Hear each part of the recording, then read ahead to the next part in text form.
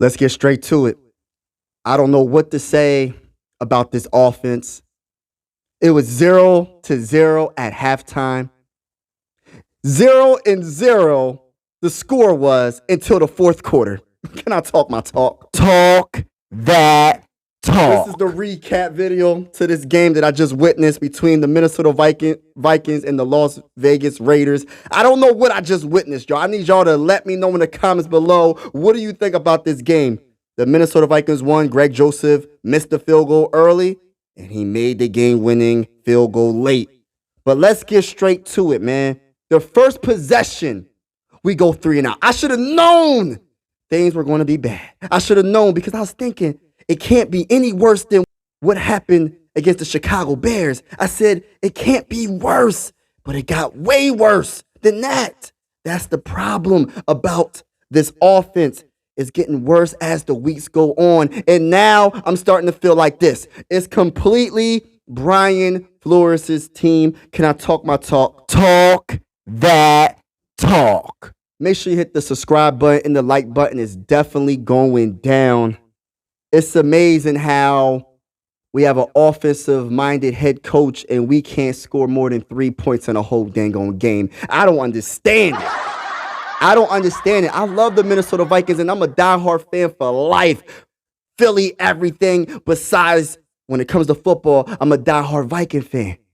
But it's just a shame that we got this offensive-minded head coach from the Rams, Kevin O'Connell, and it's like, my goodness, like, where is that attitude where you make adjustments, man? When you seen Joshua Dobbs looking like he didn't know what he was doing throughout the whole first half, when he was at one point in the game, what was it? How many yards did he have? At halftime, I believe he only had like 60-something passing yards. It was something bad. It was something terrible. It was something embarrassing. It was bad by halftime, right?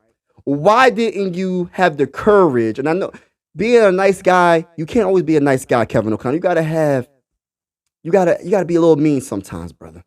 You gotta be a little bit mean and be able to make those proper adjustments to win a dang on game. At halftime, he should have never been playing. After halftime, I mean. He should have never been playing. You should have had Nick Mullens. It's so funny because Nick Mullens came in the fourth quarter, 9 minutes and 10 seconds left, man. What's going on, man? Can I talk my talk about it? Talk that talk. Joshua Dobbs was absolutely terrible. And I'm going to just keep it 1,000, man. At one point in the game, JJ had 2 good catches. But the one catch, it was a little off and it was a little high. And it was just asking for Justin Jefferson to get hit. And that's exactly what happened. I forgot what safety or corner hit him. But he got hit in his chest. And then he was out. And it just sucks because he just got back. He just got back. The best wide receiver in the whole NFL just got back in the game. And Joshua Dobbs threw that ball up. You know Justin Jefferson's going to go for it. He's going to try to make the play so we can win the game. And Joshua Dobbs set him up to get hurt. I know he didn't purposely do it, y'all. I'm not saying he purposely did it. But come on, bruh. Nah, bruh. And at one point in the game, y'all, Justin Jefferson had 2 catches for 27 yards. He was still on the team. Y'all, I'm not making this up, y'all. I'm not making this up. He was leading the team in receiving yards all the way until the fourth quarter. That's unacceptable, man. It's embarrassing. It's unacceptable. And I have to be real. As much as I'm going to say, yo, a win's a win, but is it really that? Is it really that way? Is every win a win? Leave in the comments below. Let me know what you think about that because this win, yes, it counts the same as if we blew out the dang on Raiders. But at the same time, it's the way we won. And it's just like this offense has no life, has no chemistry. And it took all the way until the fourth quarter for our head coach to realize, yes, I think we need to bench Joshua Dobbs. I think we need to put Nick Mullens in and give him a try. All the fans were screaming, put Nick Mullens in.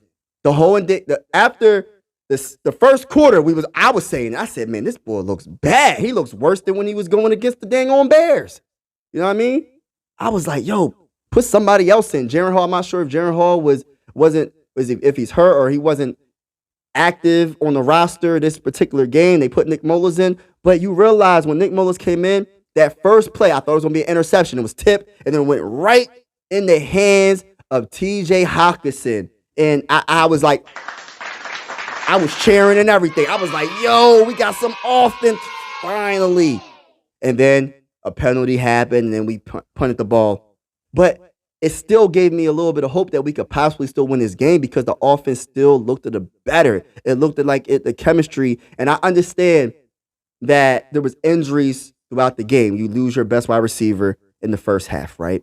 You lose Brian O'Neill. Who else did we lose throughout the game? We lost Alexander Madison. We lost Dalton Reisner. Throughout the game, we was just getting injured, and I understand that. And some of the throws that Joshua Dobbs was making, even though I blame most of everything on Joshua Dobbs and plus Kevin O'Connell for the play calling, but some of the wide receivers was dropping. Come on, man. KJ Osborne, bro. He was dropping passes, went right into his hands, and he dropped it. So it was a lot of sloppy play on the offense. Nothing bad to say about the defense. The defense balled out, man. The defense balled out. But you can tell after Nick Mullens finally got in the game that the team just had more confidence, especially on the offensive side of the ball.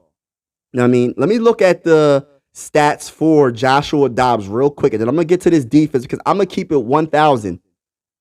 Man, this defense is elite, and I understand that the Oakland Raiders. I want to say Oakland Raiders so bad. Las Vegas Raiders are not the best team in the world, but for you to shut out a professional team the whole entire game and don't give up nothing. You gave them a goose egg, 0. You know what I mean? That's impressive. But let's get to what Joshua Dobbs did for the game, and then he got benched in the fourth quarter, right? 10 for 23, 63 yards, man. 5 carries for 21 yards, 4.2 per carry. Man, it was absolutely terrible, man. Absolutely terrible, right? And then Nick Mullens comes in, 9 for 13, right? He had 10 less attempts at throwing the ball and had 20 yards more in passing yards. That is, man, it's unacceptable without witness from Joshua Dobbs. And I mean this with no disrespect. I better not see Joshua Dobbs play another snap in a Minnesota Viking uniform for the rest of, I just don't want to see it for the rest of this season, for the rest of me being a Viking fan, because you know I'm a Viking fan forever. I don't want to see him. No disrespect, unless every quarterback on the roster is completely hurt and they can't move. Like I'm talking about IR and injury. I'm talking about that hurt. I don't want to see Joshua Dobbs. No disrespect. I just seen enough. Nick Mullens, I think he deserves the starting job because I know that's going to be a lot of debate. A lot of people are going to say Jaren Hall. I'm going to say Nick Mullens because I feel like the team, it flowed a lot better when he got in. The chemistry looked a lot better, a lot smoother. But let's get into the running game real quick.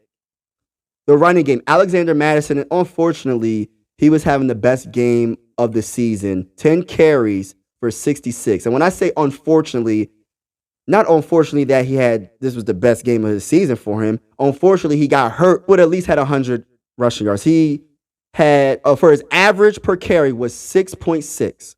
Was 6.6. He was doing his dang on thing. Ty Chandler had 12 carries for 35 yards. Didn't have the best game at all. 2.9 per carry. Not good at all. There was one good run by C.J. Ham. It was 1 carry for 7 yards. But, man, this offense was absolutely terrible, man. And still, Justin Jefferson is the second leading receiver with 2 catches for 27 yards. TJ Hawkinson had 5 catches for 53 yards. He made a few big catches. I mean, it wasn't a lot of offense in this game. It was embarrassing. And honestly, I don't know what else to say, but this is definitely a defensive team. And that's sad to say, unfortunately, because our head coach is supposed to be an offensive-minded guru. He's supposed to be a genius when it comes to the offensive side of the ball. And he's looking bad. But let's get to the defense, man. Shout out to the defense. Oh, no, that's the wrong one. I didn't mean to put laugh. I'm not laughing at the defense. I'm laughing at the offense. That was for the offense, y'all. Shout out to the defense, man. Shout out to the defense.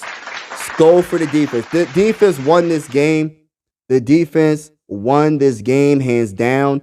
And Brian Flores and coaching his behind off, man. Got these guys playing. I want to give a big shout out to the sack squad, man. Big shout out to the sack squad, man. Let me tell you about the sack squad. The first possession, the first offensive possession by the Raiders, my boy Troy Dive got a sack, man. Also, who joined the sack squad, DJ Wanham. Great game for him. Harrison Smith was all over the place. Ivan Pace Jr. Let me talk about Ivan Pace Jr. He had a sack too. You know what I mean? They all had one sack. But Ivan Pace Jr., man, what a game. What a game. Let me look at his tackles. He led the team in tackles with 7 tackles, 6 assists, 1 sack, and 1 interception. And that 1 interception was the game-winning play that got us the dub. And I'm just thankful that Ivan Pace Jr. got an opportunity with the Minnesota Vikings. Being an undrafted free agent and seeing how much drive he has. I made a video months ago when we signed him. And I said, man, it's not about where you start, it's how you finish. When he got the opportunity, when you get the opportunity, it's time to shine. Because you could be a first round pick and be a bust. And we know all about that. No disrespect to some of the ones that are definitely a bust, but we know all about that. But you could be an undrafted free agent and mess around and take somebody's job and mess around and end up being a Hall of Famer. It's all about the work you put in, the drive that you have. And Ivan Pace Jr. has that drive and he's putting in that work. And I'm excited that number 40 is on the Minnesota Vikings. So shout out to Ivan Pace Jr., man. Had a great, great game. Another shout out. There's a couple of players I got to give a shout out on this defense. The whole defense did awesome, did great. But I want to give a big shout out to another player, and his name is Josh Metellus, number 44. 4 tackles, 3 assists. Man, he made that big tackle. I forgot what the wide receiver's name was and made him fumble. And another player that I love a lot, and I'm so happy he is a Minnesota Viking. We drafted him, I believe, in the 3rd round. If I'm not mistaken, Mekhi Blackman recovered the dang on ball. So the defense just keeps making plays. Josh Metellus was doing his thing all over the dang on the field. But that's pretty much all I have on this game. I just want to say, man, Kevin O'Connell has to get it together. And I don't hope he doesn't overthink it with the Jaren Hall and Nick Mullens, who's going to start. I believe it's against the Bengals. I just don't want him to overthink it, man. And just make a decision ASAP. And let's just go from there, man. I'm going to be optimistic for the rest of the season because I still want to make the playoffs regardless.